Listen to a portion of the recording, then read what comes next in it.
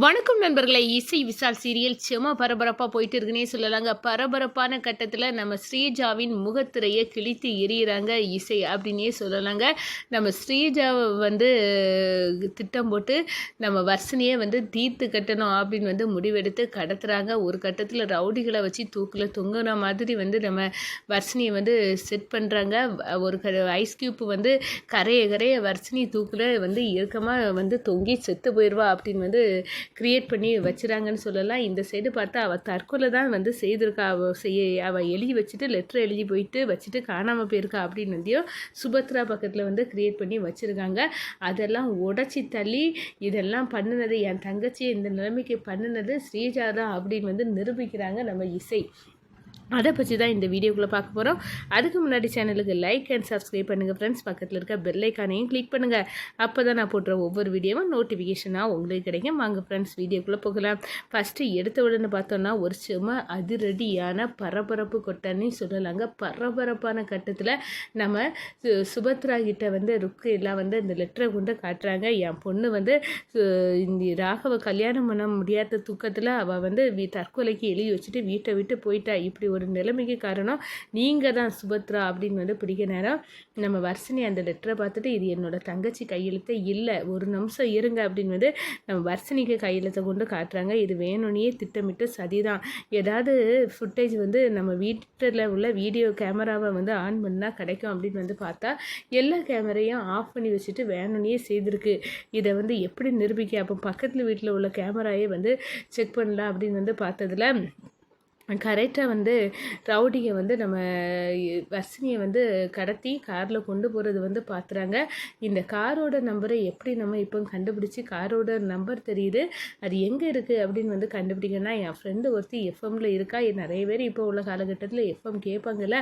எப்படினாலும் இந்த நம்பரை சொன்னால் கண்டிப்பாக எங்கே இருந்தாலும் யாராவது ஒரு ஆளுக்கு கண்ணில் பட்டாலும் நம்மளுக்கு ஃபோன் வந்துடும் அப்படின்னு அந்த இடத்துல நம்ம இசை திட்டப்படி அவங்க ஃப்ரெண்டு கிட்ட வீடியோ ஃபுட்டேஜ் எல்லாம் காட்டி எஃப்எம்மில் சொல்ல வச்சுறாங்க. ஒரு கட்டத்தில் இந்த கார் இங்கே இந்த ஏரியாவில் தான் நிற்கிது அப்படின்னு தகவல் கிடைக்க நம்ம இசையும் ராகவும் போகிறாங்க. ரவுடியை அடித்து தவசம் பண்ணி என்னடா ஆச்சு, என்னை அந்த கடத்தின பொண்ணு எங்கே அப்படின்னு கேட்க நேரம் தான் ஒரு கட்டத்தில் உண்மையை சொல்கிறாங்க. இந்த ஒரு ஹோட்டலில் லாட்ஜில் தான் அவங்க இருக்காங்க. அவங்கள சாகடிக்கிறதுக்காக தான் நாங்கள் இப்படி பண்ணணும் அப்படின்னு சொல்ல நேரம் இப்போ நம்ம வர்ஷினியை காப்பாற்றியே ஆகணும் அப்படின்னு அந்த இடத்துல காப்பாற்ற போகிறாங்க.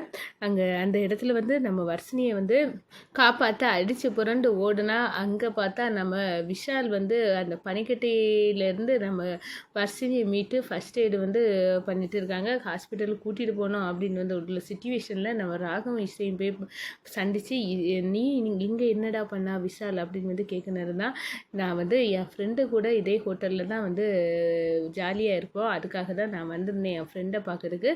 ஆனால் இங்கே இந்த ரூமில் எனக்கு சந்தேகம் வந்துச்சு. ஏன்னா ஒரு லேடியோட கால் மாதிரி தெரிஞ்சு அதை சுற்றி பாய்ஸ் இருந்தாங்க.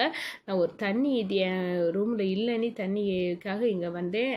அது பிறகு இங்கே டோரை தட்டி பார்த்தா மறுபடியும் இங்கேருந்து டோர் வழியாக தண்ணி வந்துட்டே இருந்து ஆனால் ஒருத்தருமே பதில் சொல்லலை. அப்போ தான் ஏதோ ஒரு ஆபத்து இருக்குது அப்படின்னு நான் கண்டுபிடிச்சேன் அப்படின்னு அந்த இடத்துல சொல்கிறாங்க. இதை கேட்டதும் அரண்டு போகிறாங்க. அந்த ரவுடிகளை நீ பார்த்தியா அப்படின்னு கேட்க நேரம் ஆமாம் பார்த்தேன், நான் அந்த ரவுடிகளை பார்த்தேன், அவங்க என்ன பண்ணாங்க அப்படின்னு எல்லாம் ஒன்றும் தெரியாது அப்படின்னு அந்த இடத்துல சொல்லிடுறாங்கன்னு சொல்லலாங்க. அவங்கள கூப்பிட்டா அது பிறகு பதிலும் சொல்லலை. அவங்க இங்கேருந்து எஸ்கேப் ஆகிட்டாங்க அப்படின்னு சொன்னாங்க. வேணும்னே நம்ம வர்ஷினியை சிக்க வைக்கிறதுக்கு தான் இதெல்லாம் பண்ணியிருக்காங்க அப்படின்னு அந்த இடத்துல வெட்ட வெளிச்சமாக தெரிஞ்சுக்கிறாங்கன்னே சொல்லலாம். அதே கட்டத்தில் நம்ம பார்த்தோம்னா அடித்து புரண்டு நம்ம வர்ஷினியை தூக்கிக்கிட்டு ஹாஸ்பிட்டலில் போகிறாங்க. அங்கே நல்ல கரெக்டான கட்டத்தில் வந்துட்டீங்க, இது காப்பாற்றிடலாம் அப்படின்னு அந்த இடத்துல சொல்கிறாங்க. கொஞ்ச நேரத்தில் அவங்களுக்கு மயக்கம் தெரியும், அதுக்கு பிறகு பேசலாம் அப்படின்னு இருக்க நேரம் கண்டிப்பாக வர்ஷினி கண் முழிச்சா உள்ள ரகசியம் தெரியும் அப்படின்னு அந்த இடத்துல தெரிஞ்சு அலர்ட்டாகி இருக்காங்க. அதே ரவுடிகை நேராக கால் பண்ணுறாங்க. நம்ம ஸ்ரீஜாவுக்கு கால் பண்ணி, மேடம் நீங்கள் வந்து கடத்த சொன்ன பொண்ணை கடத்தணும், ஆனால் அதில் ஒரு தப்பு நடந்துச்சு அப்படின்னு வந்து சொன்னார். என்னடா அப்படின்னு வந்து சொன்னார். ஒரு கட்டத்தில் அவளை தேடி வந்து ஆட்கள் வந்து மீட்டுட்டாங்க அப்படின்னு வந்து சொன்னார். இனி அவள் உண்மையாக உளறி கொட்டிடுவாள், இப்போ என்ன பண்ணலாம் அப்படின்னு வந்து அதிர்ச்சியில் இருக்காங்க. இந்த சைடு சுபத்ராக்கு ஏகப்பட்ட கவலை. என்னடா யார் வந்து வர்ஷினியை இப்படியெல்லாம் பண்ணுனது அப்படின்னு வந்து நம்ம வீட்டுக்குள்ளே இருந்தே யார் மூலமாக இவள் கடத்தப்பட்டிருக்கா அப்படின்னு வந்து சுபத்ரா நினைக்கிற நேரம் நம்ம ஸ்ரீஜா வந்து கவனத்தை வந்து மாற்றதுக்காக திருப்ப வந்து சொல்லுறாங்க. இந்த பாருங்க அத்தை, நீங்கள் கவலைப்படாதுங்க, இதெல்லாம் பானுமதியோட வேலை தானே நினைக்கிறேன் அப்படின்னு வந்து சொல்ல நேரம் இருக்கும் இந்த பானுமதி இப்படிப்பட்டவ தான், அவள் ஏன் என்ன சும்மா இருக்கான்னு நினைச்சேன். அப்போ இந்த வேலைக்காக தான் அவள் வந்து சைலண்டாக இருக்கா, அவள் ஒரு சைலண்ட் கில்லர் அப்படின்னு வந்து அந்த இடத்துல பானுமதிக்கு இதுக்கு பழி கொடுத்தே ஆகணும் பதில் அப்படின்னு வந்து அந்த இடத்துல சுபத்ரா வந்து நினைக்கிறாங்க. ஏடி ஸ்ரீஜா, நீ கடத்திக்கிட்டு பானுமதி அண்ணி மேலே ஏண்டி பழியை உருட்டிதல் அப்படின்னு வந்து சொன்னாங்க. இப்படி தப்பதுக்கு வேறு வழி இல்லை, அதனால நம்ம பானுமதி விட இப்போ உருட்டி தள்ளி தான் ஆகணும் அப்படின்னு வந்து அந்த இடத்துல வந்து நம்ம சிந்தாமணிக்கிட்ட ஸ்ரீஜா வந்து சொல்ல நேரம் போக்க உனக்கு நான் சப்போர்ட் பண்ணி என்னையே நீ ஏதாவது பழியில் உருட்டி தள்ளிடாத, எனக்கு பயமாக இருக்குது அப்படின்னு வந்து அந்த இடத்துல சிந்தாமணி சொல்கிறாங்க. அந்த ஸ்ரீஜா கிட்ட உஷாராக தான் இருக்கணும் போல் அப்படின்னு வந்து நினைக்கிறாங்கங்க.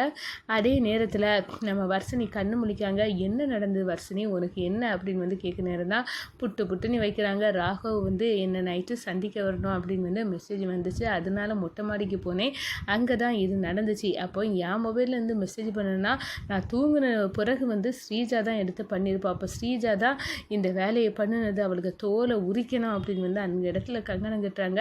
இருந்த வர்ஷினியை போட்டு தள்ளதுக்கு இப்படி ஒரு முடிவை எடுத்துட்டால அப்படின்னு வந்து அந்த இடத்துல வந்து கொதித்தெழுந்து நம்ம வர்ஷினியை மீட்டு வீட்டுக்கு கூட்டிகிட்டு வராங்க. ஸ்ரீஜா அப்படியே பேயறிஞ்சிருக்கிறாங்க. நிற்கிறாங்க. என்னடா இவளை போட்டு தள்ளணும் அப்படின்னு வந்து ஆட்களை செட்டு பண்ணால் இவள் வந்து உயிரோடி நம்ம கண்ணு முன்னாடி நின்று நம்மளை இரிட்டேட் பண்ணுறா அப்படின்னு வந்து நினைக்கவோ, என்ன நினச்சிக்கிட்ட ஸ்ரீஜா, என்னோட வர்ஷினியை போட்டுதல்ல முடிவு பண்ணது நீ தானே எனக்கு நல்லாவே தெரியும்டி. என்னோட மொபைல்லேருந்து நீ வர்ஷினிக்கு மெசேஜ் பண்ணி மொட்டை மாடிக்கு வர வச்சு அங்கே ரவுடிகளை வர வச்சு மடக்கி பிடிச்சிருக்கல, எல்லா உண்மையும் எனக்கு தெரிஞ்சுட்டு அப்படின்னு வந்து அந்த இடத்துல வெட்ட வெளிச்சமாக வந்து திட்டி தீக்குறாங்க. அதே நேரத்தில் நம்ம சுபத்ராவுக்கு இந்த உண்மையெல்லாம் தெரிஞ்சு அப்படியே அரண்டு போய் நிற்கிறாங்க. என்ன இந்த வேலையெல்லாம் பண்ணினது வந்து ஸ்ரீஜா தான் ஆனா அப்படின்னு வந்து தெரியுது. இவ தான் அத்தை, இவ வந்து எப்படிப்படியே பிள்ளாதங்கடின்னு நல்லாவே தெரியும். ஏற்கனவே வந்து ரம்யாவை வந்து கொண்டுட்டு தான் வந்து நம்ம ராகவை வந்து தாலி கிட்ட வச்சுருந்தா. இவ வந்து ஒரு பெரிய பித்தலாட்டம் அப்படின்னு வந்து அந்த இடத்துல உங்களை பழிவாங்க தான் இவ இந்த வீட்டுக்கு மருமகளாக வந்திருக்கா அப்படின்னு வந்து நம்ம இசை வந்து ஸ்ரீஜாவின் முகத்துறையை தோலுரித்து காட்டுறாங்க. ஒரு கட்டத்தில் ஸ்ரீஜா வாயால் எங்கள் அம்மையை கொன்ன கொலகாரி நீ தான் சுபத்ரா, உன்னால தான் எங்கள் அம்மா தூக்கில் தொங்குனாங்க, அதுக்கு படித்தீங்க தான் நான் இந்த வீட்டுக்கு மருமகளாக வந்திருக்கேன் அப்படின்னு வந்து அந்த இடத்துல போட்டு உடைக்கிறாங்க. இதை பார்த்தோன்னே நம்ம சுபத்ரா வந்து அரண்டு போய் நம்ம ஸ்ரீஜாவின் முகத்திரை கிழிஞ்சு வந்து அப்படியே அரண்டு போய் நிற்கிறாங்கங்க.